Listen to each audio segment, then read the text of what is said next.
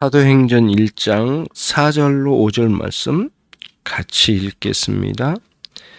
사도와 함께 모이사 그들에게 분부하여 이르시되 예루살렘을 떠나지 말고 내게서 들은 바 아버지께서 약속하신 것을 기다리라.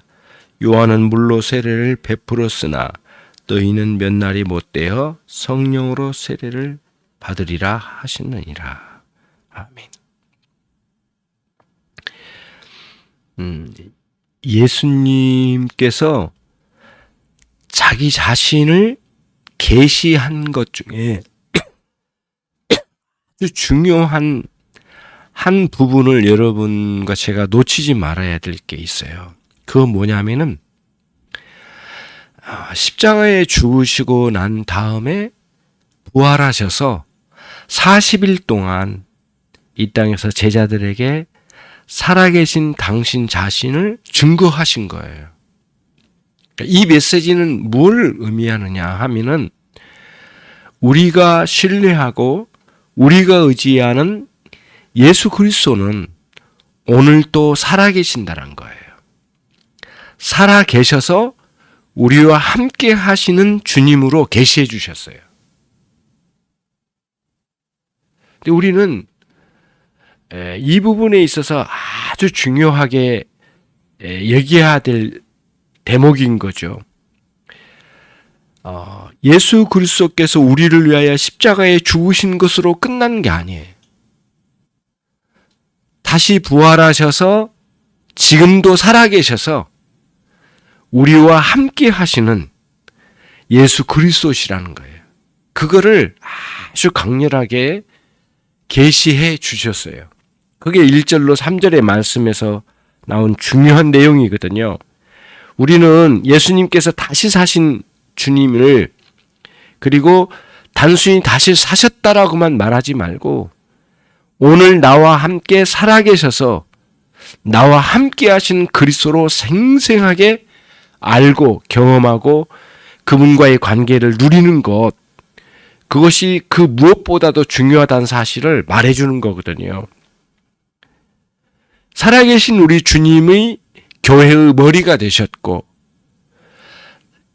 교회는 살아계신 우리 주님의 몸이 되어서 영원히 나뉘어지지 않는 가운데 우리가 존재하고 있다고 하는 거예요. 그게 아주 중요한 예수님께서 당신 자신을 나는 선한 목자다, 나는 길이다, 나는 생명이다, 나는 그렇게 생명의 양식이다.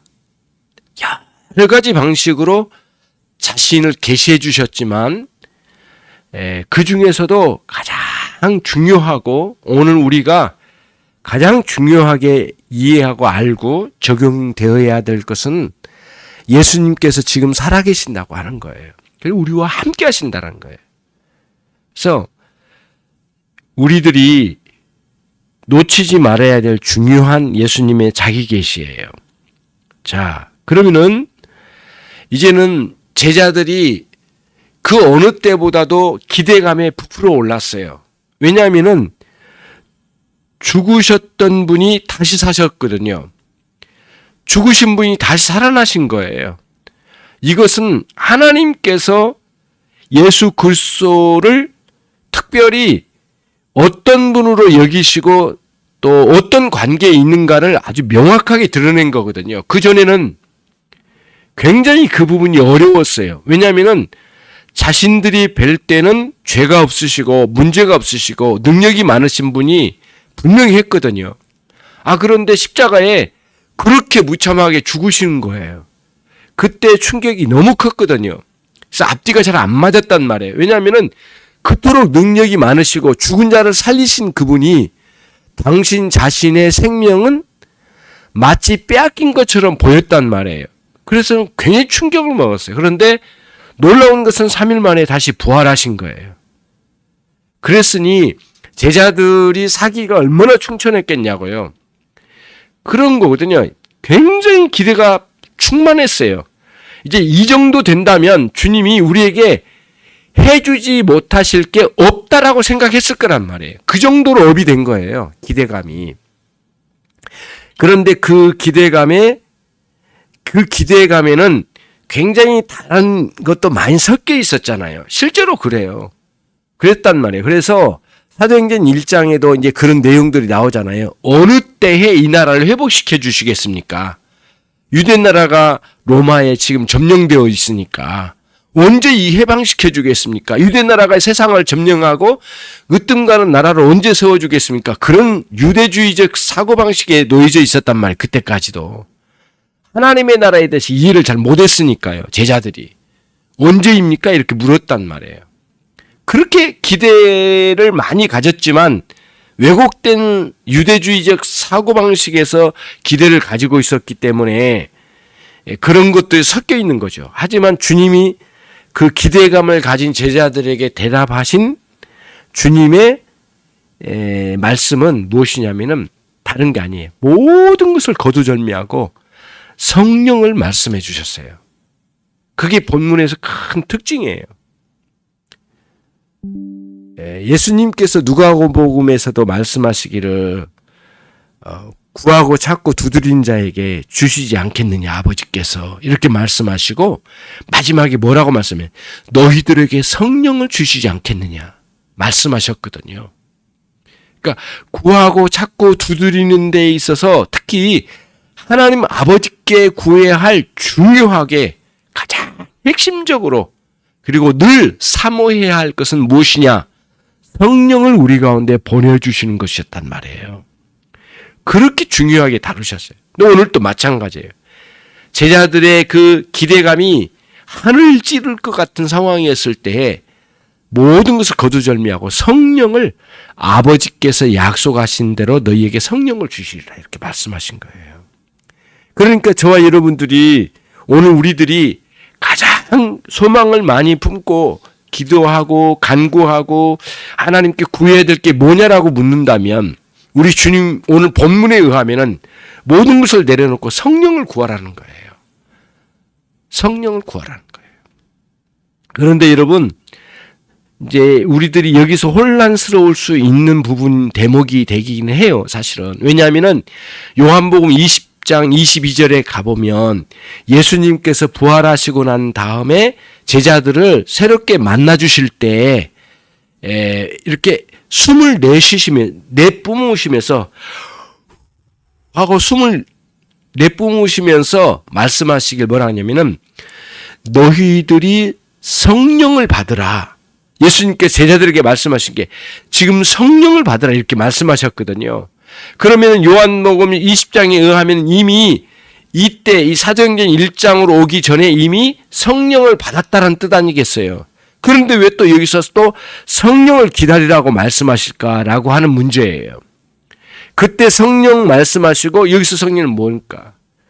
여기서 말씀하신 것은 아마도 구약 성경에 특별히 요엘서에 나온 요엘서 2장에 나와 있는 아버지께서 선지자를 통해 약속하신 그 성령을 우리에게 부어주실 것을 말씀해 주신 것 같아요. 그러니까 성령의 시대가 열리는 거죠. 제자들에게 성령을 요한복음 20장 20절에 주셨지만 오늘 여기서 말씀하신 또 기다리라 몇 날이 되지 않아 너희들이 성령을 부어주실 거다. 아버지께서 약속하신 말씀.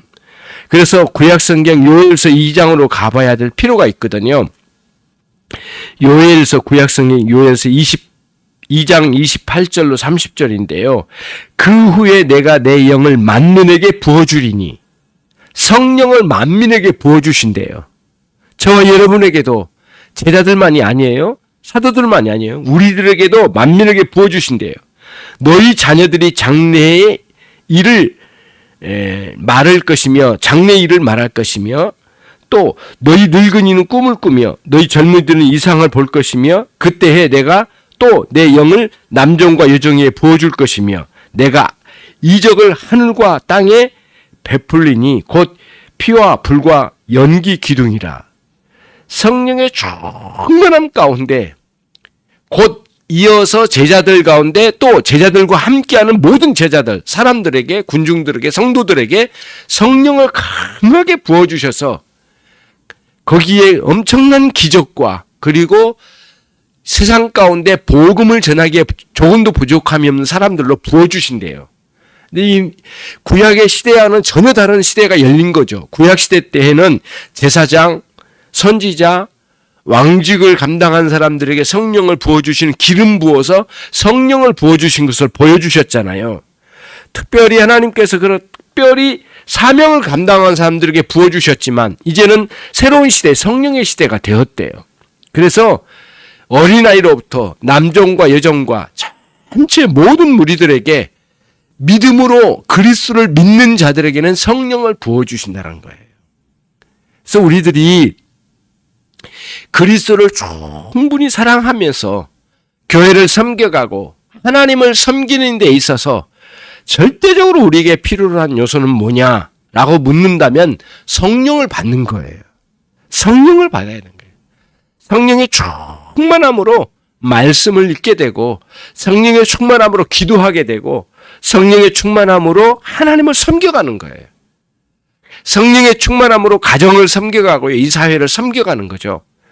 뭔가를 섬겨갈 때에 은사와 함께 지혜와 능력으로 부어주시고 사랑의 충만함으로 부어주신 방식으로 성령을 우리 가운데 부어주신다라고 하는 거예요.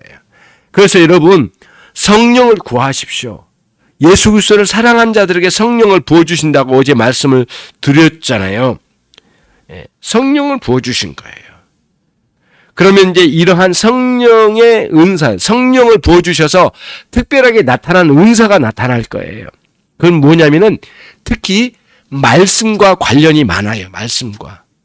말씀과 관련이 많아요. 오늘 또 성령을 부어주시겠다고 말씀하시면서 아버지의 약속대로 그 다음에 세례 요한도 약속하지 않았는가라는 표현으로 5절에 말씀해주고 있잖아요. 세례 요한이 말했잖아요. 나는 물로 세례를 주지만 장차 주님께서 너에게 성령으로 세례를 베풀어 주시지 않겠느냐. 이런 표현으로 예언해 주셨잖아요. 말씀과 관련이 있어요. 성령을 받은 자에게는 말씀 사랑이 있어요. 성령을 받은 자에게는 말씀이 항상 내재되어 있어요. 말씀의 능력, 말씀의 충만함이 있어요. 그래서 로이 존스 목사님이 그 이야기를 했어요. 성령의 충만함을 무엇으로 확증할 수 있느냐라고 묻는다면 나는 단연코 말씀의 충만함과 말씀의 충만함으로 성령 충만을 확인할 수 있겠다라고 표현을 했어요. 무슨 말씀이에요? 성령 충만한 사람에게 말씀과 관련이 있어요. 성령 충만한 사람은 말씀을 사랑해요. 말씀을 그렇게 사모해요. 말씀을 읽어요. 말씀을 이해하게 돼요. 그리고 말씀을 따라 순종하는 거예요. 그러니까 1차적으로 성령 충만함은 그 은사가 어디로 펼쳐지냐? 말씀과 관련되어 성령의 충만함이 펼쳐진다. 라고 하는 사실에 우선 첫 번째 우리가 마음을 굳혀가야 돼요. 이 생각을 굳혀가야 돼요. 그렇죠? 교회 후에 정말 최고의 유산은 뭐냐라고 묻는다면 우리에게 지속적으로 성령을 부어주신다고 하는 약속이 최고의 유산이에요. 우리에게는. 이 땅에 사는 동안에 얼마나 많은 상황들이 있습니까? 어렵습니까? 정말 너무너무 많은 상황들이 많이 있잖아요. 그렇잖아요. 그런 상황들 속에 수많은 사람들 속에 그런 일들이 있는데 말이죠. 예. 우리가 성령의 충만함으로 그 말씀의 은혜에 푹 젖어들어서 살아갈 때에 다양한 상황들을 이해하고 받아들이고 그리고 그거를 돌파하면서 감사히 그걸 감당해 나가는 거거든요. 아주 그렇게 되어져 가는 거예요. 정말 놀랍게 그런 일들이 일어나게 될 거예요. 오늘 제가 이제 항원대에 좀 이게 시공하는 일에 참여해서 한번 해봤거든요. 같이. 그 압구정, 서울 압구정동에 압구정의 그 현대 아파트.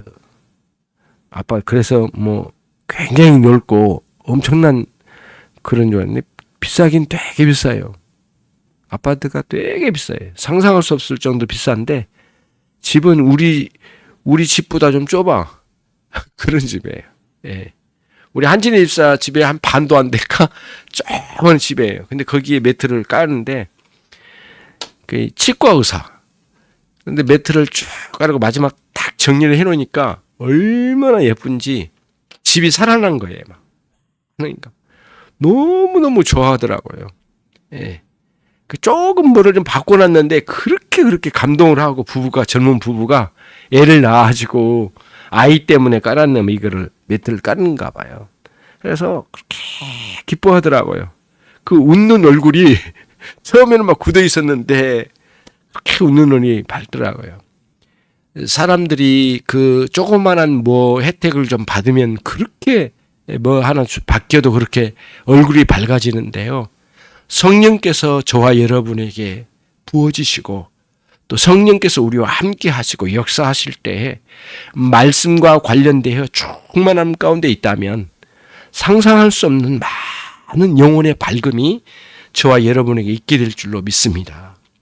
아버지께서 약속하신 그 성령을 부어주시면 갈라디아서 4장 5절로 6절 말씀처럼 우리에게 양자의 영, 아버지 하나님을 아버지라 부를 수 있는 그런 양자의 영으로 역사하셔서 하나님 아버지와 관련되어서 아주 뚜렷한 인식을 갖게 되고 고백할 수 있고 찾을 수 있고 그 관계를 누릴 수 있게 되는 거예요. 두 번째가. 첫 번째는 말씀과 관련해서 역사된다고 했잖아요. 두 번째는 뭐냐면은 하나님 아버지를 나의 아버지로 고백할 수 있게 되고 끊임없이 아버지로 가장 친근하게 관계 형성을 누리며 살아갈 수 있게 된다고 하는 거예요. 성령을 부어주실 때 오는 현상이에요.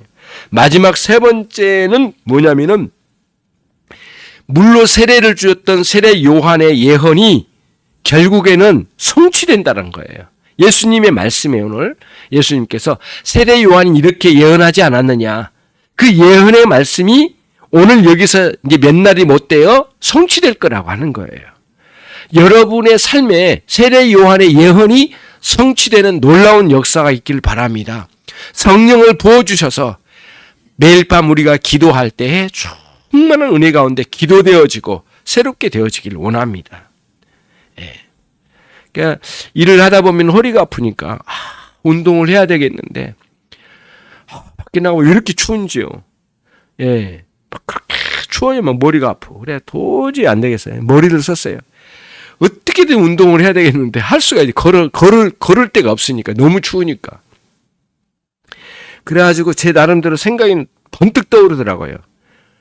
딴 데 갈 게 아니다. 교회다. 본당에서 빙빙 돌았어요. 오늘도 1시간 돌았습니다. 1시간 돌면서 말씀 들으면서 유튜브에 말씀 틀고 1시간 돌았어요. 1시간 돌으니까 허리로부터 머리로부터 다리 쫙 풀리는 거예요. 땀이 좀 나면서 그렇게 감사하더라고요. 얼마나 좋은지요.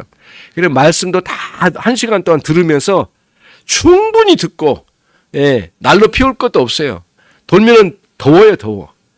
창문을 열을 정도로 겨울이 되는데도. 그래서 여기서 1시간 동안 빙빙 도는데 한 200바퀴 정도 돌면은 1시간 되더라고요.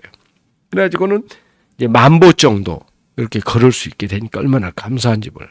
그래서 올해는 겨울에도 운동하게 됐어요. 이제 진짜 굉장한 운동의 방법. 그래서 스토퍼를 산다고 하는데 사지 말라고 지금 말한다고 해서 깜빡 잊었는데 살 필요 없어요. 사놨나 모르겠네. 살 필요 없어요. 걸으면 돼요. 여기서 계속 걸어요. 여러분 그래서 시간 나면은 걸어서 이렇게 목양실 문 열고 저기 세가지씩 문 열고 삥삥 도는 거예요. 그리고 유튜브 틀고 말씀 들으면서 계속 도는 거예요. 200바퀴 돌면 10,000보. 얼마나 좋은지 몰라요. 온몸이 다 풀려요. 한쪽으로 도니까 한쪽이 아프더라고요. 그래서 반대쪽으로 도니까 얼마나 좋은지 몰라요. 하나님 은혜를 주시고 또 지혜를 주셔서 감당하게 되는데 몸도 건강하게 하되 우리에게 무엇보다도 간절히 소망하는 것은 뭐냐면은 그토록 주님을 향하여 기대감을 가졌던 제자들에게 모든 것을 거두절미하고 성령을 사모하게 하신 주님 의도가 뭘까?